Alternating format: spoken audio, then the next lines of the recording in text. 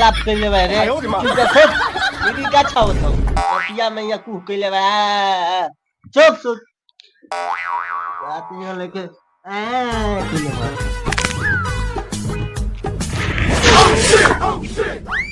Master तने मेजस्सी लगाओ मेजस्सी। आज राजा जी के कोरवे में जवन हो खदी, आज राजा जी के कोरवे में जवन हो खदी। गाय के भइले बा भूत सात दिन रात एकदम मेजस्सी जर्सी ले बारे आज राजा जी के कोरवे में जवन हो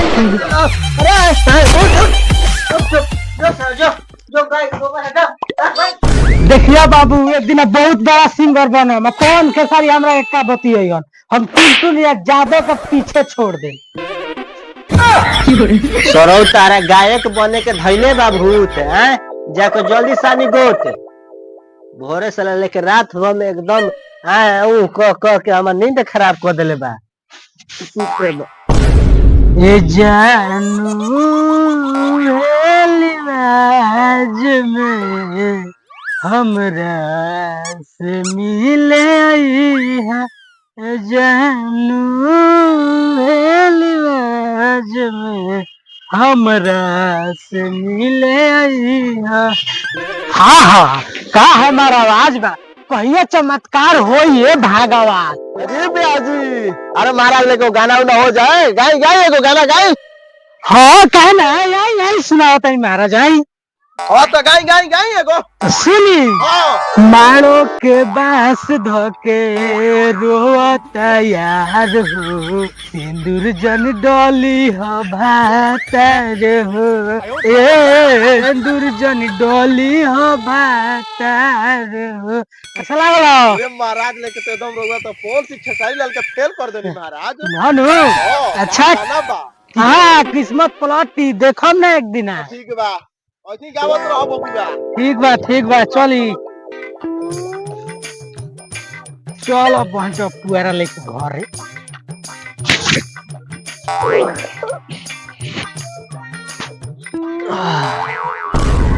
एगो लड़का भाई तू सरवा ना लायके हो गई ना ना ना गायके हो गई। चला सरवा ना तब बीचवा में आला पुला पे लेवे लगी चला ना तो पुआरा लगे गोइल बा सरवा रियाजे करे लगी।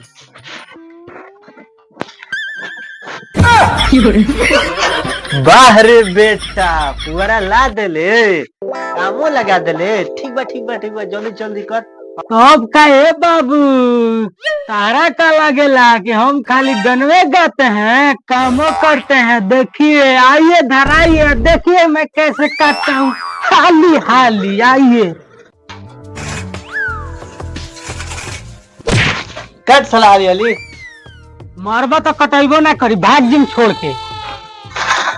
ए बाबू कुछ सोचा तानी नु 2000 रुपया दो ना तो गाना निकाल दी। ये सरो 2000 रुपये तारे कहाँ से दे गाड़ी में रख दी हमें चुपचाप कर ना मर दे गाँव काहे को मरेगा हम तारा खाली 2000 रुपया नहीं मांगता है।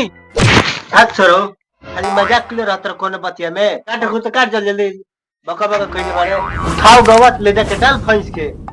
ठीक बा डालो तनी।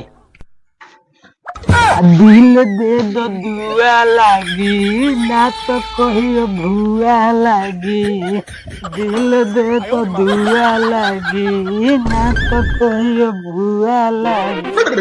तुहरे सोच सुखल रोटी खाए में मोल पुआ लागी। दिल दे दो दुआ लागी ना तो कहियो भुआ लागी, दिल दे दो दुआ लागी ना तो कहियो भुआ लागी। हई खैबू कि तू ब्यास जिले एगो गाना सुनबू आ ना खैबू तो हई लहसुन न गोवत भूसा खाली लीलो तारू अपन थान नहीं ढीलो तारू गोवत भूसा खाली लीलो तारू अपन थान नहीं ढीलो तारू का कर तारू गाभिन होके मोर श्रद्धा पूरा दो कहिए पाल खैबुए भूई बता दो पाल खैबुए भूई बता दो कहिए पाल अरे सरवा ओए और कमय में गायकी दिखावत रे जल्दी सानी गोत ठीक बा तो गोतते न बानी बुझाता मारो कि सानी का का गोतो तरे कि तू प्रोग्राम करे आइल बड़ा देखियो ए बाबू जय स्टार बनम ओदना रबर चढ़ाई हो पैसा पतू हाँ हाँ एकदम लौकता और वो ब्यास बन के